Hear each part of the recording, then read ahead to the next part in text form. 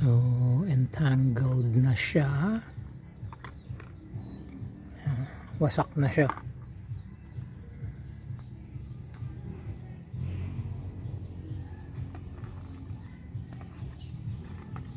Sa loob yung Jolene.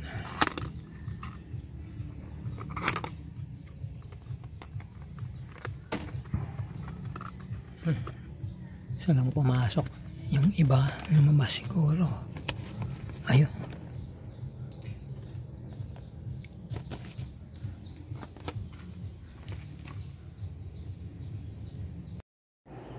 So ito yung ginagamit natin, yung rifle na slingshot.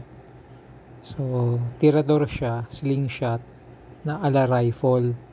Tapos may option siya na meron kang laser pointer na scope. Pwede rin yung red dot na scope ang gamitin mo para mas accurate pagka tumitira ka. So masaya siya gamitin, napakadali. Tapos pag di ka kontento, extendable siya. So pwede mong i-stretch. Hahaba lalo. Pagka ini-stretch mo siya, mas malakas yung banat ng goma. Mas malakas yung tama ng bala.